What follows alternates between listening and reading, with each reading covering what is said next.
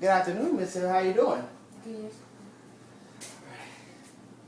How are you? I am wonderful. Mm-hmm. The weather is changing. It's feeling good outside. I love springtime. However, the allergy season. Yes. Yeah. I know what you mean. Mm-hmm. So, how are you from last time we met? I'm good. I mean, nothing's really changed since, we didn't really do anything. You didn't do anything life-changing for me. So, yeah. I see.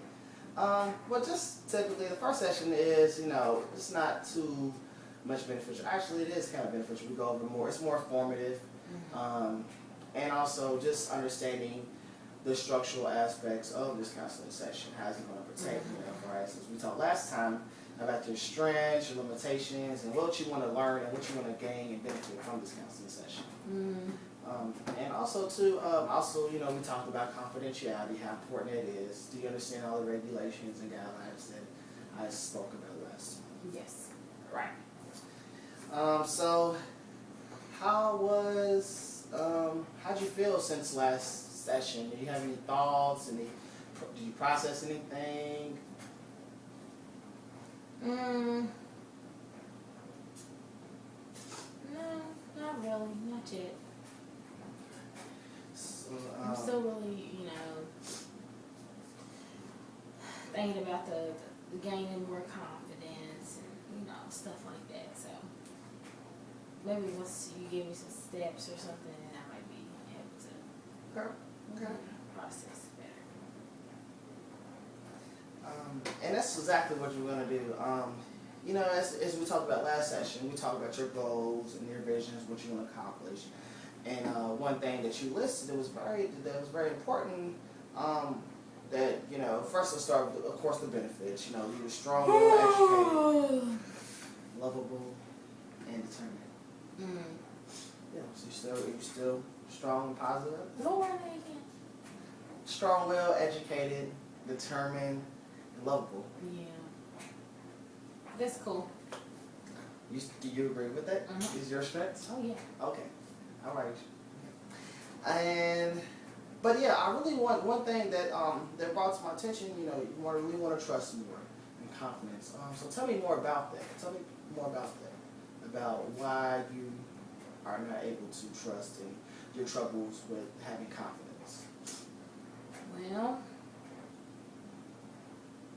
I don't do well when people lie to me or just do something to intentionally hurt me or anything like that. It's really hard for me. And that's what happened in this situation, and it may have something to do with my confidence. It may not. I don't know. I don't understand, all that social work stuff when they talk about, whatever. But yeah. So it's just hard for me to trust people to do what they say they're gonna do. People don't tend to be a person of their word, and it's very hard for me. So, for instance, you brought up last session about you're having your previous boyfriend, and how that you wasn't able to trust him, and so I want you to would you like to do an activity with me and just to see, would you like to participate? Sure. Okay. All right. So I want you to do a little, role switching. I want you to imagine yourself as your boyfriend, and see how he will speak to you. So just put yourself in his shoes, and he's speaking to you. What do you think he will say? How you feeling towards your responses to him? Talking about, oh, how I don't trust you, and you make me feel this way. What is your response? What would he say?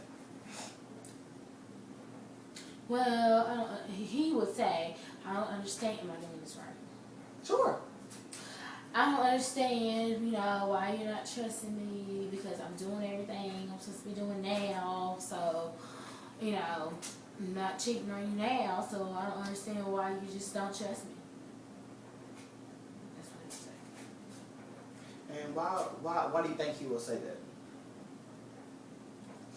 Because he feels that I'm supposed to get over my hurt and all my emotions overnight, and I'm not supposed to feel all of this. I'm I'm just supposed to, believe him again and nothing's happening. So do you think he's considerate of your feelings, or do you think Nope. he just? He just thinks of himself. Okay. So during the last, I guess the adultery or the infidelity, what have you did for yourself to build your self-esteem? Just some retail therapy. It's always good for me. Shopping, getting a dress. Yeah, but it only lasts, for that moment. Not, it's not a continuous thing that makes me happy. So what's the main thing holding you back from trusting and just letting go? What is the main thing?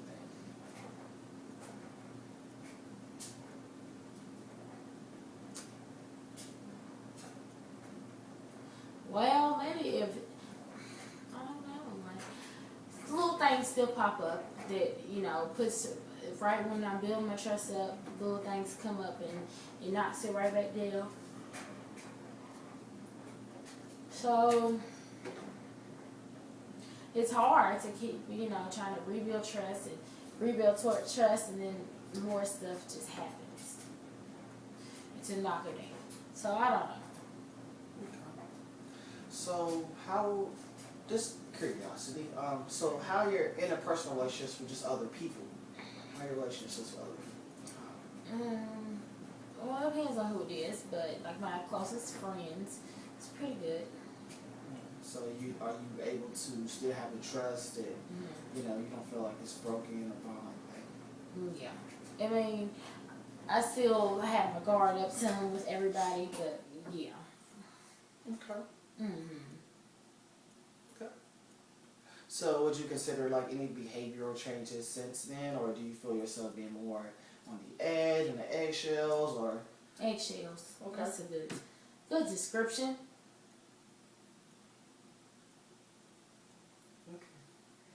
Okay. So with having your, with your relationships, what is one thing, if he was right here today, what would you say to him? How you feel?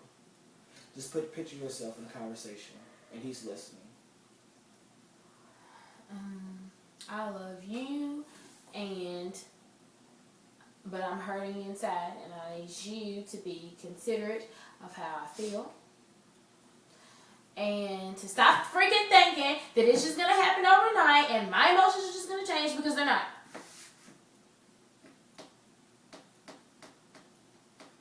So how did it make you feel just now? Same conversation I have with him every day. Nothing changes.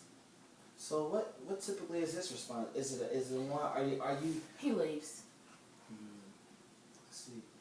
So apparently, it's probably will affect you, mentally and emotionally, because you feel that you're neglected.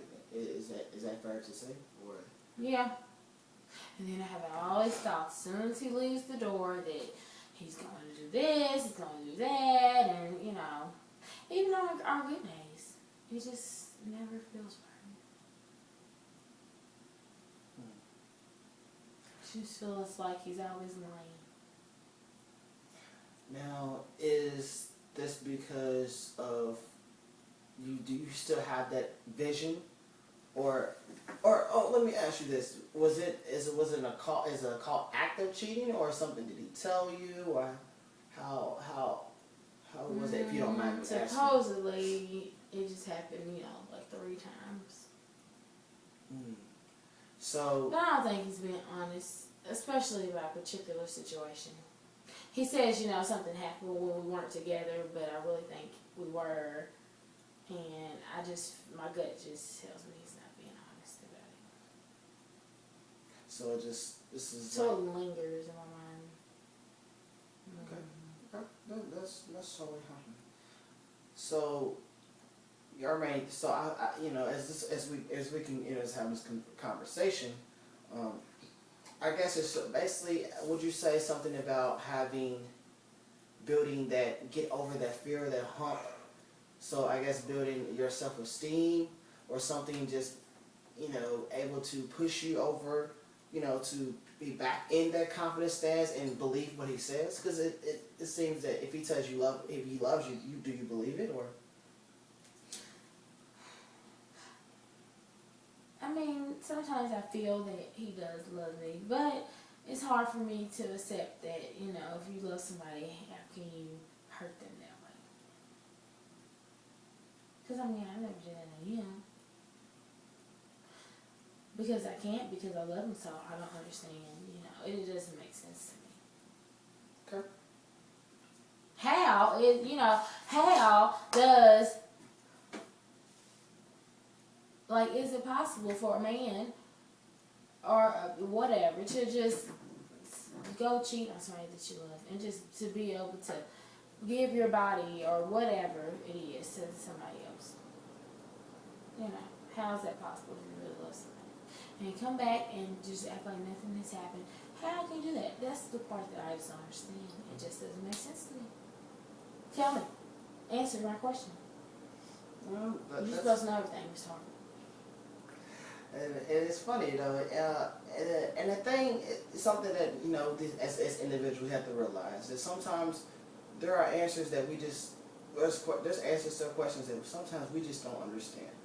However, in these hard times and hardships, it's imperative that we understand that, at the end of the day, we have to be confident within ourselves. We can allow other people to stress us out or bring us to a level that we don't want to be at.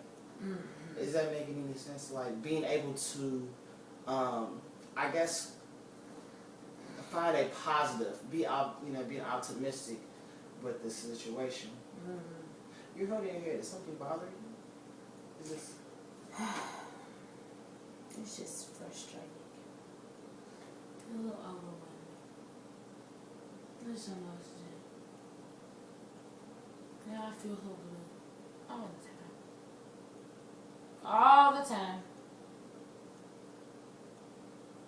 So do you have a happy place you go to take your mind off things like this? Just shopping. Okay. Do you think that's healthy? I don't think it's unhealthy. Okay. Sometimes I talk to my friends, but I don't like people in my business like that, my relationship, so. Well, Ebony, we're going to wrap this session up. And for next... Yeah, the time goes by fast, you see. But I challenge you today, to really go home and just really, right now just really think about it and process, some of the things and just see what you come up with for next week. But other than that, I have any more questions. And do you have any questions? Or? No, I'm just ready to go sleep. Sure, I'll sleep. Well, Ebony, I challenge you to do something happy. Do something that you enjoy. As you said, shopping. But also, too, Can I have some money? Well, that's actually, I'm not allowed to due to...